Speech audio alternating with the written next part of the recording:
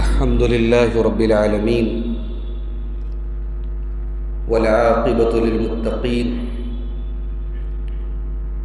والصلاة والسلام على نبينا محمد وعلى آله وصحبه أجمعين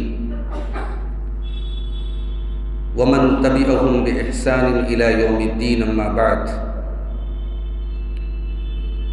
أعوذ بالله من الشيطان الرجيم. بسم الله الرحمن الرحيم. من جاء بالحسنة فله عشر أمثالها ومن جاء بالسيئة فلا يجزى إلا مثلها وهم لا يظلمون. معزز علماء کرام، محترم بزرگوں، نوجوان ساتھیوں، ماؤں اور بہنوں، اتحاد ابناء السلفیہ کی جانب سے آج کا یہ پروگرام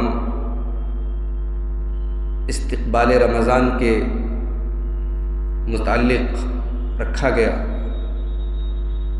اور ابھی آپ نے استاذ محترم شیخ اسعد اعظمی حفظہ اللہ سے رمضان کا استقبال کیسے کریں اس موضوع پر بہت ساری باتیں آپ نے سمجھی. میرے بھائیوں، رمضان کا مہینہ یقیناً انتہائی بابرکت مہینہ ہے، اور یہ ہماری خوش نصیبی اور خوش قسمتی ہے کہ اللہ تعالیٰ نے ہمیں ایک اور موقع دیا ہے اس رمضان کی برکتوں کو حاصل کرنے کا. ہمیں سے بہت سارے لوگ پچھلے رمضان میں اسی مسجد میں تراویح کی نماز میں ہمارے بازو میں، ہمارے بغل میں کھڑے ہوتے تھے، ہمارے ساتھ روزہ رکھتے تھے، ہمارے یہاں افطار کی دعوتوں میں شامل ہوتے تھے. لیکن اس آئندہ جو رمضان ہمارے بالکل قریب عنقریب شروع ہونے والا ہے، اس رمضان کے آنے کے پہلے وہ اپنے رب کے پاس جا چکے ہیں. اللہ نے ہمیں اور آپ کو اگر یہ موقع دیا ہے کہ ہماری زندگی میں ایک اور رمضان آ رہا ہے، تو یہ اللہ کا بہت بڑا کرم ہے، اس کی توفیق ہے. اللہ نے ایک موقع دیا ہے، اور بڑے بدنصیب ہیں وہ لوگ جو اللہ کے دیے گئے اس موقع کا فائدہ نہ اٹھائیں. میرے بھائیو، اللہ تعالیٰ کے بہت سارے نام ہیں، بہت ساری صفات ہیں. اللہ کے ناموں میں ایک نام ہے الکریم. اللہ کرم والا ہے. اللہ کا کرم بھی بڑا عجیب ہے.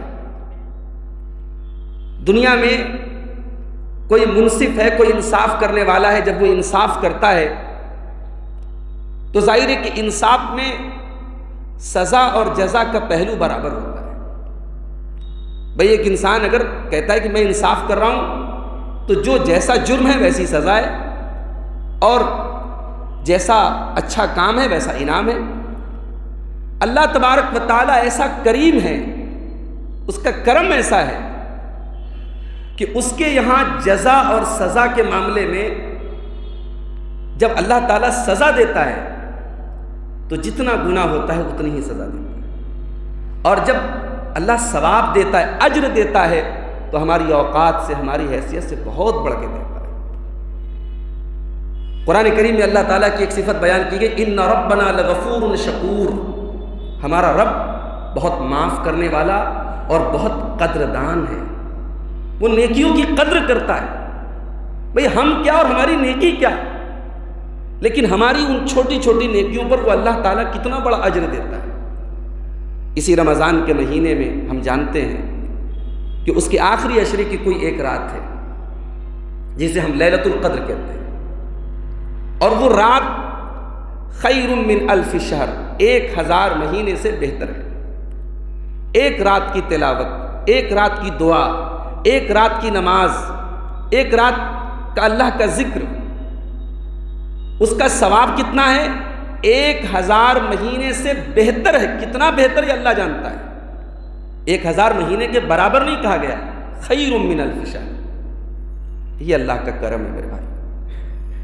قرآن کریم کی ایک آیت میں نے آپ کے سامنے پڑھی، سورہ انعام کی، من جاء بالحسنۃ فلہ عشر امثالھا وَمَنْ جَاءَ بِالسَّيِّئَةِ فَلَا يُجْزَى إِلَّا مِثْلَهَا وَهُمْ لَا يُظْلَمُونَ، نیکی کرو گے تو ہم کم سے کم 10 گنا ثواب دیں گے، اور کوئی گناہ کرے گا تو اتنی ہی سزا ملے گی جتنا اس نے گناہ کیا، اور اس کے ساتھ کوئی ظلم نہیں ہوگا۔ حدیث قدسی کے الفاظ ہے، صحیح مسلم کی روایت ہے، اللہ کے نبی صلی اللہ علیہ وسلم فرماتے کہ اللہ تعالیٰ کہتا ہے کہ اگر میرا بندہ کوئی گناہ کرتا ہے تو اس کے نامہ اعمال میں 1 گناہ لکھ دو، اور اگر میرا بندہ کوئی نیکی کا ارادہ کرتا ہے، صرف ارادہ کرتا ہے، تو اس کے نامہ اعمال میں 1 نیکی لکھ دو، اور اگر نیکی کر لیتا ہے تو 10 نیکی لکھ دو۔ فرشتے کہتے ذاک عبد یرید ان یعمل سیئۃ، اے اللہ تیرا ایک بندہ ہے جو گناہ کا ارادہ کر رہا ہے، کوئی گناہ کا کام کرنا چاہتا ہے۔ اللہ فرشتوں سے کہتا ارقبو، میرے اس بندے پر نظر رکھو، اگر وہ گناہ وہ کر لیتا ہے تو اس کے نامہ اعمال میں 1 گناہ لکھ دو، اور اگر وہ گناہ نہیں کرتا ہے تو اس کے نامہ اعمال میں 1 نیکی لکھ دو۔ اللہ اکبر، بندے نے گناہ کا ارادہ کیا تھا، اور گناہ کا ارادہ کرنے کے بعد گناہ کے ارادے سے باز آ گیا، گناہ نہیں کیا، اللہ فرشتوں سے کہتا ہے اس کے نامہ اعمال میں 1 نیکی لکھ دو۔ کیوں؟ انما ترکھا من جرایا، بندے نے میرے ڈر سے گناہ کو چھوڑا ہے، بندے نے میرے خوف سے گناہ کو چھوڑا ہے، اس ڈر اور اس خوف پر بھی اللہ تعالیٰ اس کو ثواب دیتا ہے۔ میں آپ سب کو ایک مشورہ دیتا ہوں کہ اللہ تعالیٰ کی اسماء و صفات کے اوپر کسی کتاب کا مطالعہ کریں۔ ایک کتاب میں ریکمنڈ کر دیتا ہوں آپ کو، صاحب حسن المسلم ڈاکٹر سعید بن علی بن وہب القحطانی، ان کی ایک کتاب ہے شرح الاسماء الحسنی، اردو میں بھی اس کا ترجمہ ممبئی سے شیخ عنایت اللہ مدنی صاحب نے کیا ہے، آپ کو مل جائے گی، انٹرنیٹ پر PDF پہ بھی مل جائے گی، مطالعہ کریں میرے بھائی۔ اللہ تعالیٰ کے ناموں اور اللہ تعالیٰ کی صفات کا جب ہم مطالعہ کریں گے، اللہ سے ہماری محبت اور بڑھ جائے گی، ہمارا ایمان اور بڑھ جائے گا۔ تو آج مجھے جو موضوع دیا گیا ہے وہ یہ ہے کہ کچھ ایسے اعمال کہ جو اعمال تو چھوٹے ہیں لیکن ان کا ثواب بہت بڑا ہے۔ اب اس میں سے بعض اعمال کا تعلق رمضان کے مہینے سے بھی ہے۔ رمضان میں آپ تراویح کی نماز پڑھتے ہیں، 8 رکعت قیام کرتے ہیں۔ بعض لوگوں کو دیکھا گیا کہ رمضان میں وہ تراویح جماعت سے نہیں پڑھتے، وہ کہتے ہیں صاحب میں گھر پہ اکیلے پڑھتا ہوں۔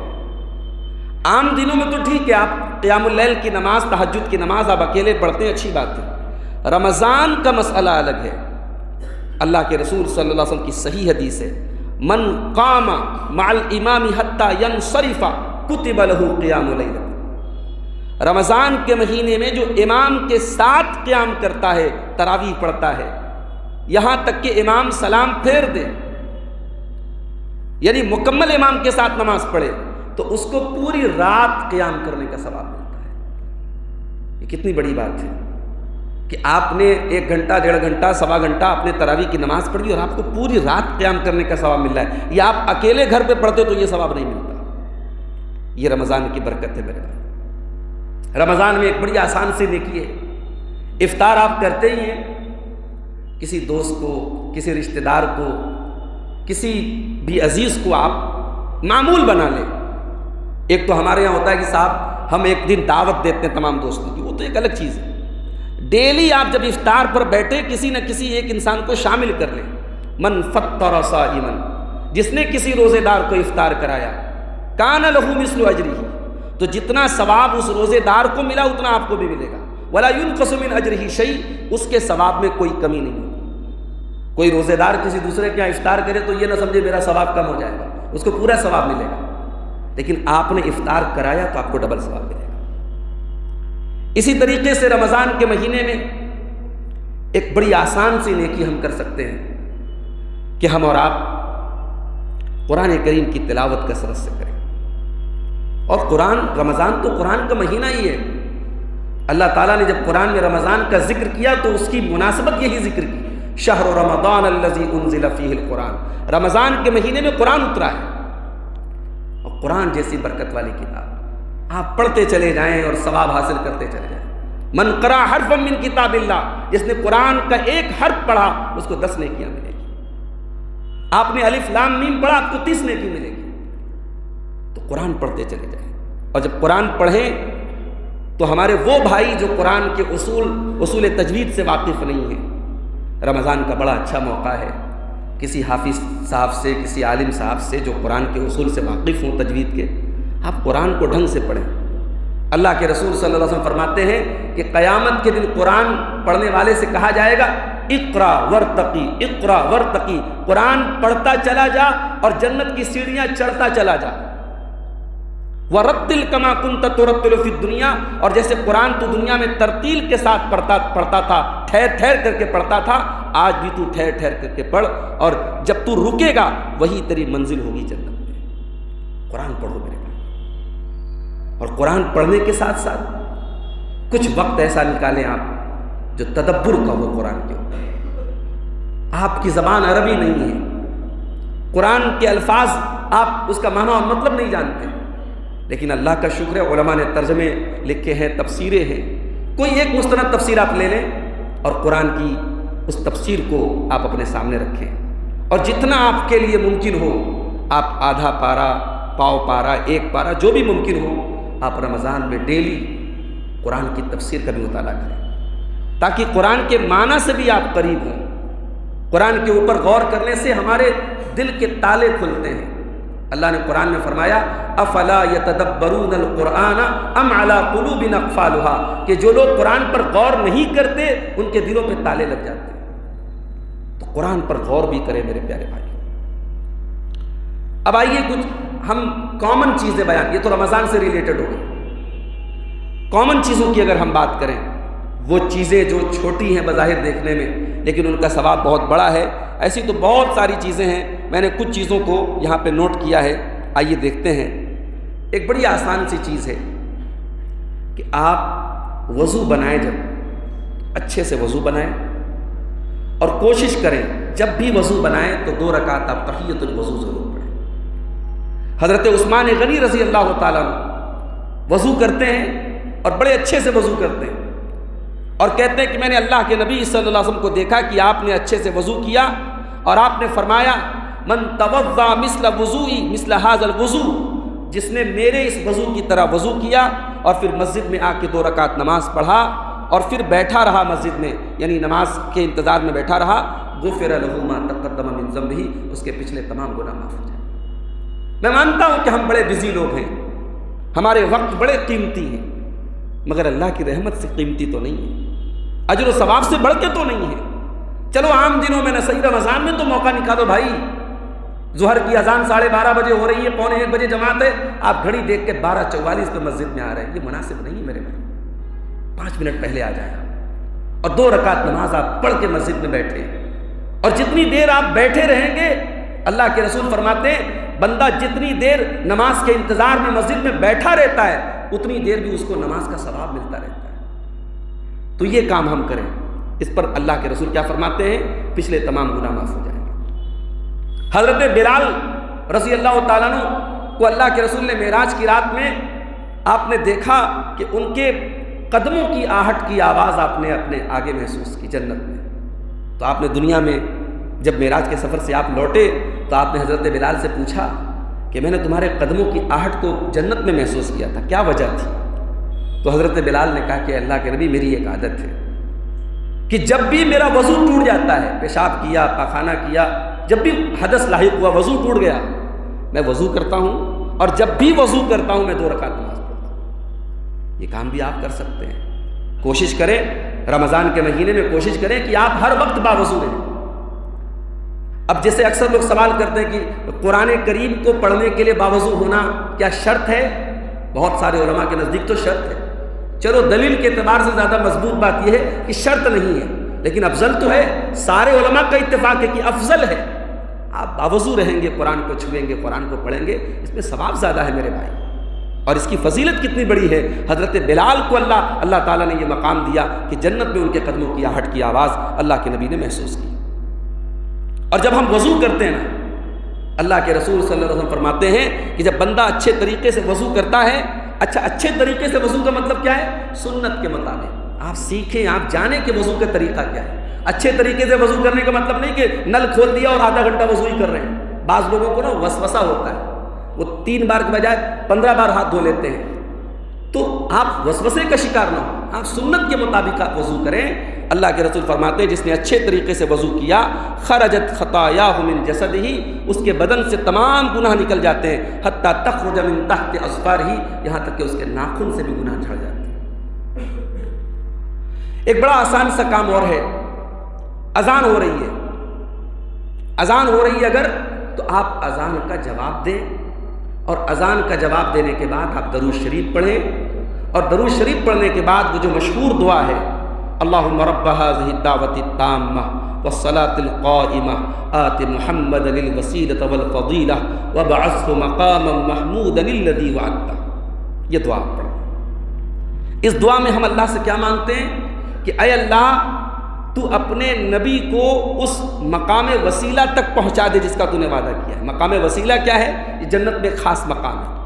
اللہ کے رسول فرماتے ہیں کہ جس نے اذان کا جواب دیا, اور یہ صحیح مسلم کی روایت ہے, جس نے اذان کا جواب دیا اور میرے اوپر درود پڑھا, اللہ اس کے اوپر 10 رحمتیں نازل کرتا ہے. اس کے بعد آپ نے فرمایا ثم صلی اللہ علیہ الوسیلہ, پھر اللہ سے میرے لیے وسیلہ مانگو. اور وسیلہ جنت میں ایک مقام کا نام ہے جو اللہ کے کسی ایک بندے کے لیے کو ملے گا, اور مجھے امید ہے کہ وہ مجھے ملے گا. تو جس نے میرے لیے اللہ سے وسیلہ مانگا حلت لہ الشفاعہ, قیامت کے دن میں اس کی شفاعت کروں گا. ارے ہم گنہگاروں کو قیامت کے دن اللہ کے رسول کی شفاعت نصیب ہو, کہ ہم سے ہمارے لیے اس کے بڑھ کے خوش نصیبی کی بات کیا ہوگی. ایک دعا پڑھنے پر رسول شفاعت کریں گے قیامت کے دن ہماری, تو ہمیں اس موقع کو چوکنا نہیں چاہیے. اذان کا جواب دینے کی عادت ڈالیے, اور اذان کے بعد آپ درود شریف پڑھیں اور یہ دعا پڑھ لیا کریں. مسجد کی طرف چل کے آنا, اس کا بھی بہت بڑا ثواب ہے. اللہ کے نبی فرماتے ہیں من غدا الی المسجد وراحا, جو صبح شام مسجد کی طرف چل کے آتا ہے اعد اللہ له نزلہ من الجنہ, اللہ اس کے لیے جتنی مرتبہ وہ مسجد میں چل کے آتا ہے اللہ اس کی مہمان نوازی تیار کرتا ہے. جب ہم کسی کے گھر جاتے ہیں نا, کسی کے لیے اگر ہم اسپیشل گیسٹ ہوتے ہیں, وہ ہمارے لیے بڑا اہتمام کرتا ہے, بڑا انتظام کرتا ہے, سب ہمارے خصوصی مہمان آ رہے ہیں. اللہ تبارک و تعالی ہمیں مہمان بناتا ہے. ہم اس کے گھر میں آتے ہیں نماز پڑھنے کے لیے, اللہ جنت میں ہماری مہمان نوازی کا انتظام کرتا ہے. اور کیا چاہیے میرے بھائی؟ تو مسجد کی طرف چل کے آنے کا اتنا ثواب ہے. اور اسی طریقے سے فجر کی نماز جماعت سے پڑھنا, اس کا کیا ثواب ہے؟ اللہ کے رسول فرماتے ہیں, صحیح مسلم کی روایت ہے, من صلی الصبح فہو فی ذمۃ اللہ, جو فجر کی نماز جماعت کے ساتھ پڑھتا ہے وہ اللہ کی ذمہ داری میں ہوتا ہے. کیا مطلب؟ اللہ کے پروٹیکشن میں آ جاتا ہے, اللہ اس کی حفاظت کرتا ہے. اور حدیث کا اگلا ٹکڑا سنیے, فلا یطلبنکم اللہ من ذمتہ بشیء فیدرکہ فیکبہ فی نار جہنم. تو اللہ تبارک و تعالیٰ نے جس کا ذمہ لے لیا ہے اسے چھیڑ چھاڑ مت کرو ورنہ جہنم میں ڈال دیے. اس حدیث کا 2 مطلب بتایا علماء نے. ایک مطلب تو یہ ہے کہ جس نے فجر کی نماز پڑھ لی, اب اللہ تعالیٰ نے اس کی ذمہ داری لے لی, لہٰذا جو فجر کی نماز پابندی سے پڑھتا ہے اس انسان سے کوئی تکلیف نہیں پہنچانی چاہیے.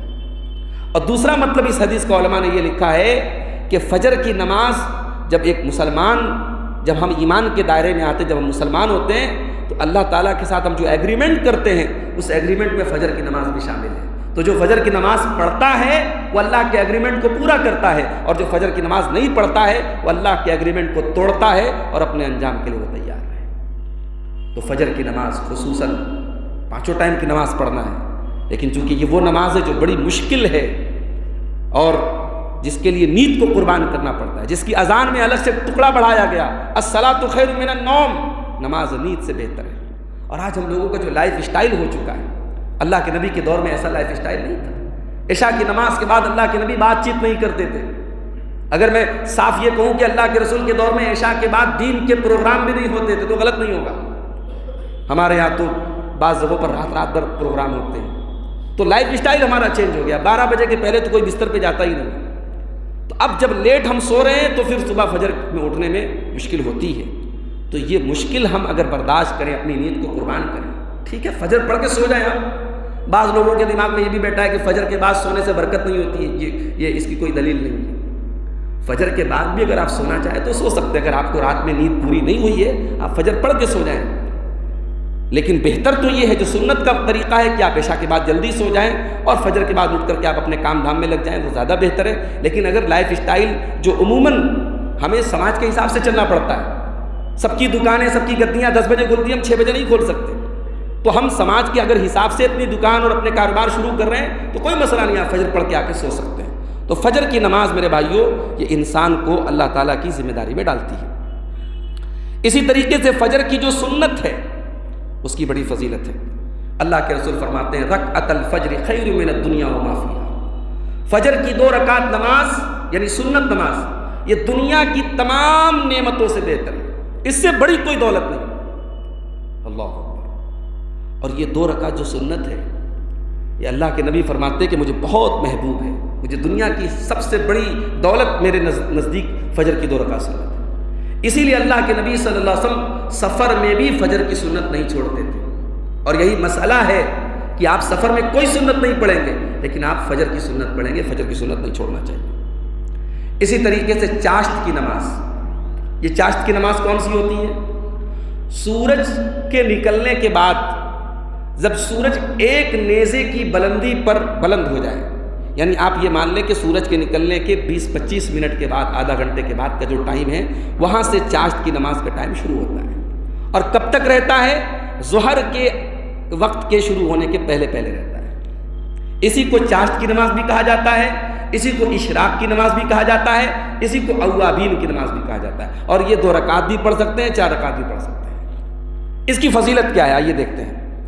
اللہ کے نبی صلی اللہ علیہ وسلم فرماتے ہیں کہ یصبح علی کل سلامہ من احدکم صدقہ، انسان کے بدن کے ہر جوڑ پر ایک صدقہ ہے۔ آپ کے بدن میں جتنے جوڑ ہیں ہر جوڑ کی طرف سے آپ کو صدقہ کرنا ہے۔ اب ایک غریب آدمی کہاں سے صدقہ کرے گا؟ اللہ کے نبی نے طریقہ بتایا، فکل تسبیحۃ صدقہ، سبحان اللہ پڑھنا بھی صدقہ ہے، الحمدللہ پڑھنا بھی صدقہ ہے، لا الہ الا اللہ پڑھنا بھی صدقہ ہے، اللہ اکبر پڑھنا بھی صدقہ ہے، نیکی کا حکم دینا بھی صدقہ ہے، برائی سے روکنا بھی صدقہ ہے۔ وَتُجْزِئُ مِنْ ذَلِكَ رَكْعَتَانِ يَرْكَعُهُمَا مِنَ الضُّحَىٰ، اور چاشت کی 2 رکعت نماز اگر کوئی پڑھ لے تو بدن کے ہر جوڑ کا صدقہ ادا ہو جائے گا۔ یہ آپ کر سکتے ہیں بھائی، کوئی سی مشکل بات ہے؟ اگر اس میں ایک طریقہ آپ یہ اپنائیں، اگر وقت آپ کا اجازت دیتا ہے کہ فجر کی نماز آپ پڑھنے کے بعد مصلی پر بیٹھے، آج کل مان لیجئے فجر کی نماز کے بعد آدھا گھنٹے کے بعد سورج نکل رہا ہے تو آدھا گھنٹہ وہ جوڑ لیجئے اور 20 منٹ اس کے بعد، یعنی تقریباً 40-45 منٹ آپ بیٹھ کر کے اللہ کا ذکر کرتے رہیے، قرآن کی تلاوت کرتے رہیے۔ اب سورج نکل گیا، چاشت کا وقت شروع ہو گیا، اب آپ نے یہ 2 رکعت نماز پڑھ لی، اس کا کیا ثواب ہے؟ اللہ کے نبی فرماتے ہیں کانت لہو کاجر حجۃ او عمرۃ تامۃ تامۃ تامۃ، فجر کی نماز پڑھنے کے بعد اپنے مصلی پر جو بیٹھا رہا اور سورج نکلنے کے بعد چاشت کی یہ 2 رکعت نماز پڑھ لیا اس نے، اس کو پورے ایک حج کا اور پورے ایک عمرے کا ثواب ملے گا۔ اور اللہ کے نبی 3 بار ریپیٹ کرتے ہیں کہ پورا ثواب ملے گا، پورا ثواب ملے گا، پورا ثواب ملے گا۔ بہت بڑی بات ہے، ایک حج کا ثواب اور ایک عمرے کا ثواب مل رہا ہے 2 رکعت نماز پڑھنے کا۔ یہ ایک چھوٹا سا عمل ہے میرے بھائی، لیکن ثواب کتنا بڑا ہے اس کو ہمیں نہیں چوکنا چاہیے۔ اللہ کے نبی فرماتے ہیں کہ اللہ تعالیٰ کہتا ہے کہ اے آدم کے بیٹے ارکع لی من اول النہار 4 رکعات، میرے لیے تو دن کے شروع کے حصے میں 4 رکعت پڑھ لے، اکفی کا اجرہ، میں اکفی کا آخرہ، میں دن کے آخری حصے تک تیرے لیے کافی ہو رہا ہوں۔ یعنی صبح کو آپ چاشت کی یہ نماز پڑھ لیں تو پورے دن اللہ تعالیٰ کی رحمت آپ پر برسے گی اور اللہ آپ کے لیے کافی ہو جائے گا۔ تو یہ چاشت کی نماز کی فضیلت ہے۔ اچھا، اس نماز کا بہترین ٹائم کیا ہے، اس کا افضل ٹائم کیا ہے؟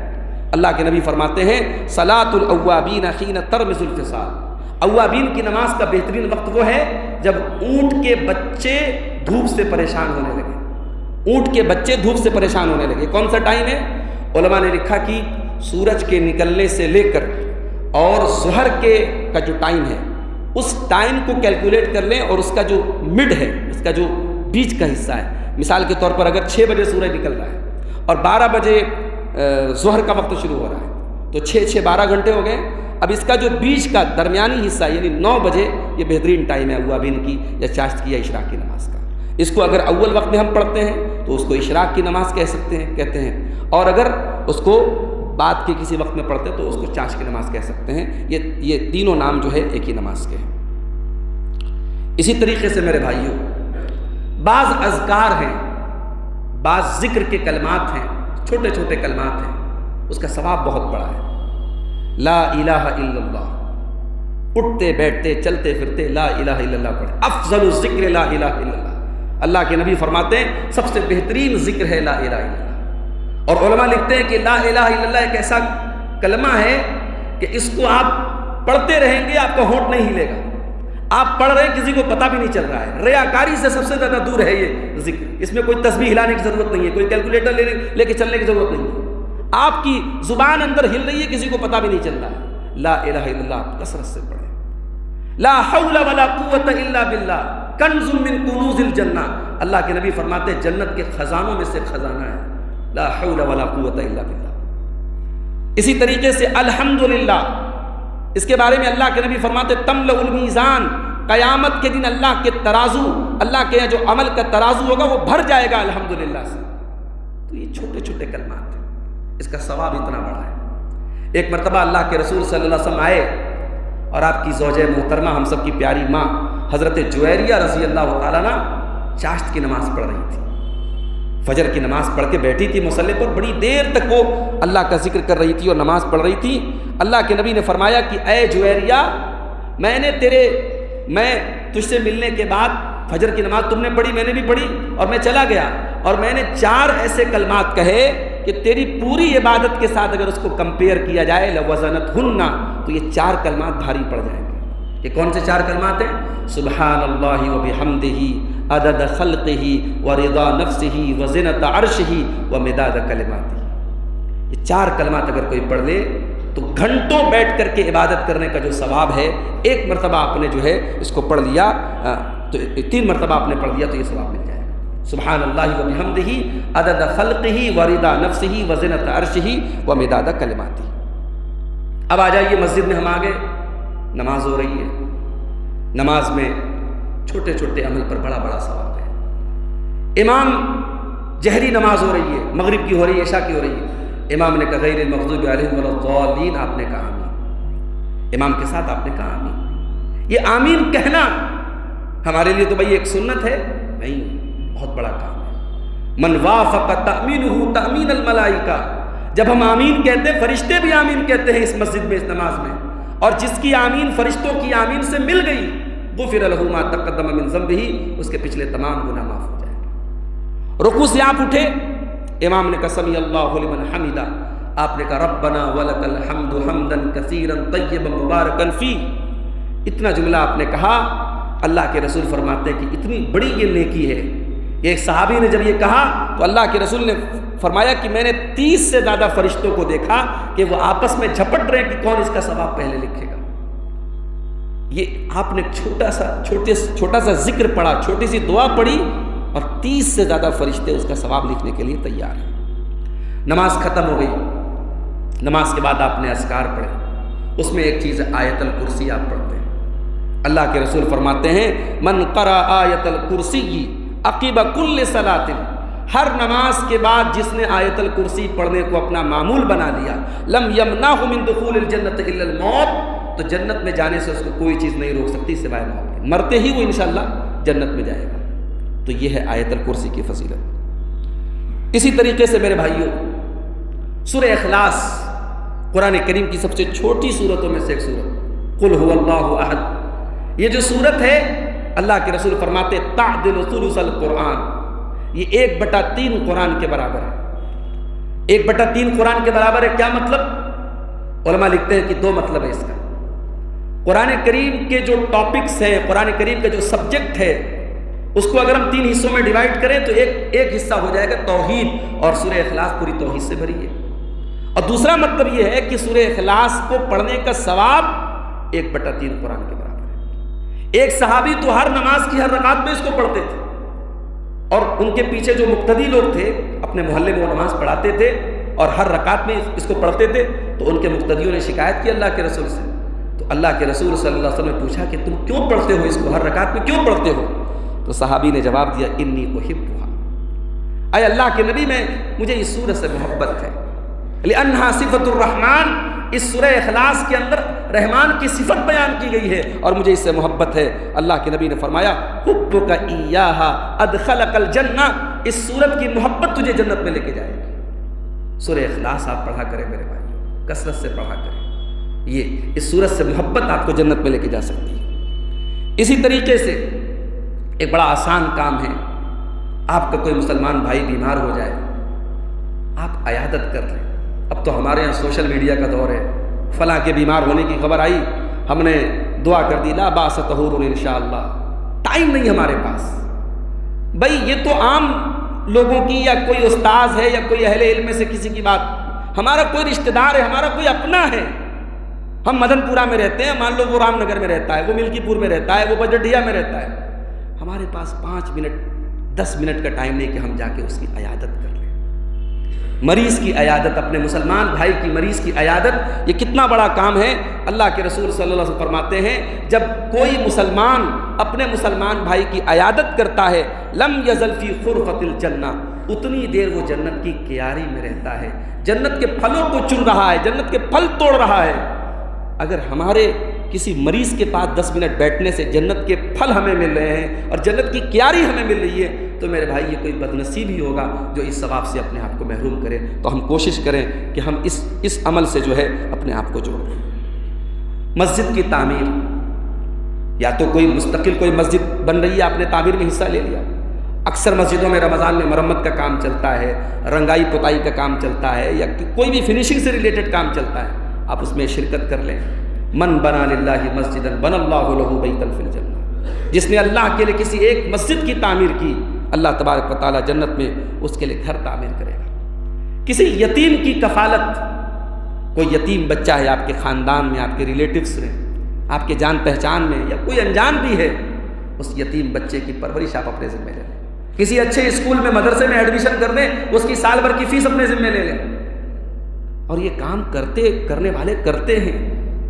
میں نے پڑھا ہے شیخ الجامعہ مولانا عبد الوحید رحمانی رحمۃ اللہ علیہ کے بارے میں، ان کے شاگردوں سے سنا بھی ہے، بہت سارے غریب بچے پڑھا کرتے تھے، ان کی وہ فیس جو ہوتی تھی یا ان کا جو خرچ ہوتا تھا وہ ادا کر دیا کرتے تھے۔ حالانکہ ایسا نہیں کہ شیخ الجامعہ کوئی بہت بڑے کاروباری تھے اور پیسے والے تھے، جذبہ تھا، دل تھا۔ تو ان تمام چیزوں کا تعلق پیسے سے زیادہ دل سے ہے، جذبے سے۔ بھئی ہم اپنے بچوں کے لیے بہت کرتے ہیں، اگر کسی یتیم بچے کے لیے ہم نے کچھ کر دیا، اور اللہ کے رسول فرماتے ہیں کہ جو یتیم کی پرورش کرتا ہے، جو یتیم کی کفالت کرتا ہے، تو وہ قیامت کے دن میرے ساتھ ایسے رہے گا جیسے یہ دونوں انگلیاں رہتی ہیں، جیسے یہ دونوں انگلیاں ایک دوسرے کے ساتھ اٹیچڈ ہیں، ملی ہوئی ہیں، وہ قیامت کے دن میرے ساتھ رہے گا۔ تو یتیم کی کفالت اپنے ذمہ لے لے میرے بھائی۔ کوئی بیوہ عورت ہے، کوئی غریب ہے، کوئی مسکین ہے، آپ کے رشتہ دار میں اگر کوئی ہے، آپ اس کی خبر گیری کر رہے ہیں، اس کی ضرورت پہ کام آ رہے ہیں۔ اللہ کے نبی فرماتے ہیں السائی علی الارملۃ والمسکین کالقائم الذی لا یفطر، کسی بیوہ اور مسکین کی خبر گیری کرنے والا وہ ثواب پائے گا جو رات بھر تہجد پڑھنے والا اور دن میں روزہ رکھنے والا پاتا ہے۔ تو تہجد اور نماز ہی عبادت نہیں ہے، سوشل سروس بھی عبادت ہے، سماج سیوا، لوگوں کے کام آنا، پبلک ویلفیئر بھی ایک کام ہے میرے بھائیوں، اس پر بھی ہم اور آپ توجہ دیں، اس پر بھی بڑا ثواب ہے۔ اسی طریقے سے جب سوشل اور پبلک سروس کی بات آئی ہے تو ایک بہت بڑا کام آپ کو بتا رہا ہوں۔ ہمارے یہاں کیا ہوتا ہے، ہر گھر میں کچھ نہ کچھ کہانی ہے، کہیں بھائی بھائی کا جھگڑا ہے، کہیں باپ بیٹے میں نہیں بن رہی ہے، کہیں بہن بھائی میں برسوں سے بول چال بند ہے۔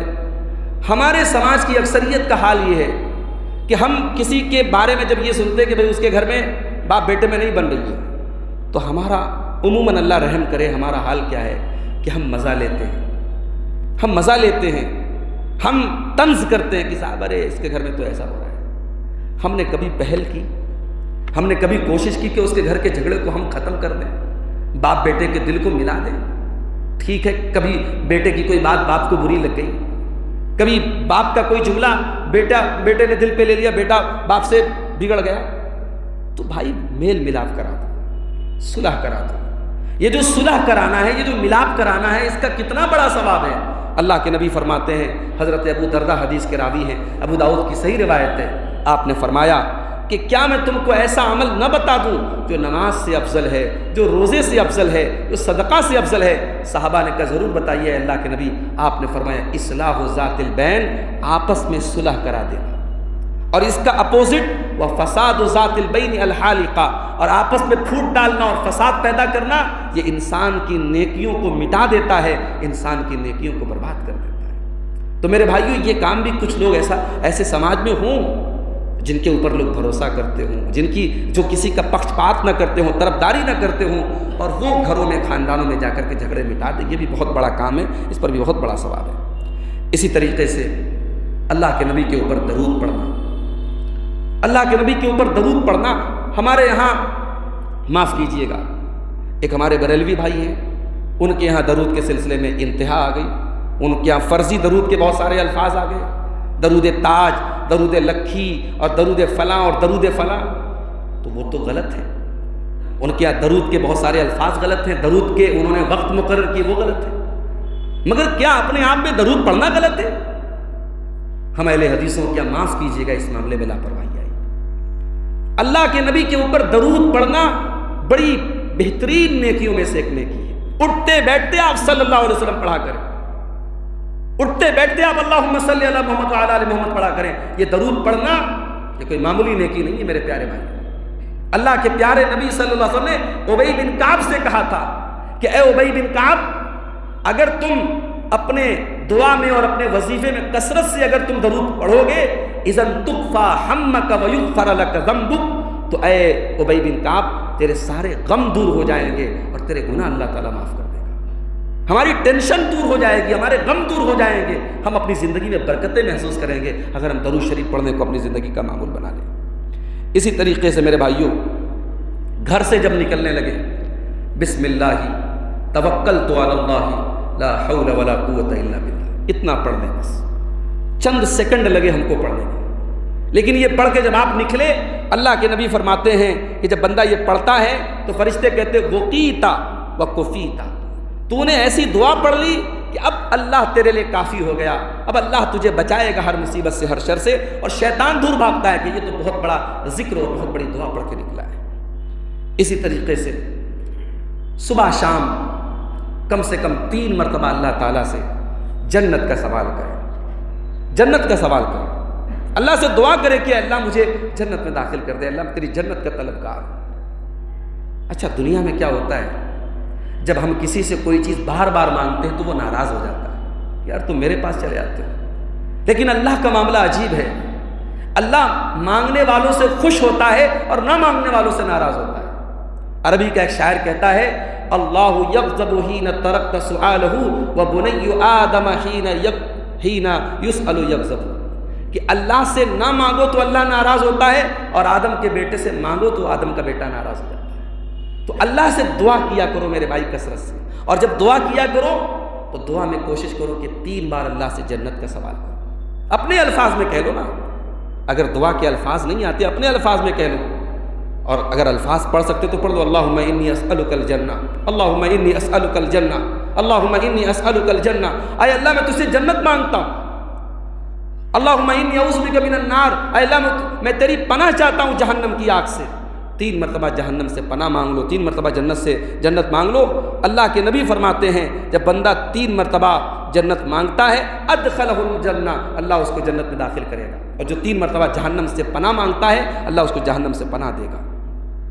اسی طریقے سے میرے بھائیوں، آپ اپنے گھر میں بیٹھے ہیں، گدی پہ بیٹھے ہیں، 4 لوگوں کے ساتھ بیٹھے ہیں، کسی بھی مجلس میں بیٹھے ہیں، جب مجلس ختم ہونے لگے، جب وہاں سے اٹھنے لگے تو ایک دعا سکھائی گئی۔ کیا دعا ہے؟ سبحانک و بحمدک اشہد ان لا الہ الا انت استغفرک و اتوب الیک، استغفرک و اتوب الیک، اتنی دعا آپ پڑھ لیں۔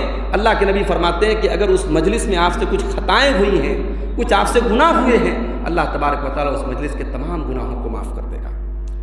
اسی طریقے سے میرے بھائیوں، رات میں کوئی ایک ٹائم ایسا ہے، اللہ کے نبی صلی اللہ علیہ وسلم فرماتے ہیں ان فی اللیلۃ لساعۃ لا یوافقها رجل مسلم یسأل اللہ خیرا من امر الدنیا والآخرہ الا اعطاہ ایاہ، رات میں کوئی ایک گھڑی ایسی ہے اگر وہ گھڑی بندہ پا لے اور اللہ سے کچھ مانگ لے اللہ ضرور اس کو دیتا ہے۔ رات میں کبھی بھی آپ کی نیند کھلے، 2 رکعت 4 رکعت 6 رکعت 8 رکعت، تہجد میکسیمم 8 رکعت ہے، منیمم 2 رکعت ہے، 2 رکعت کر کے آپ 8 رکعت پڑھ سکتے ہیں، وقت کم ہے آپ 2 رکعت پڑھ لیں۔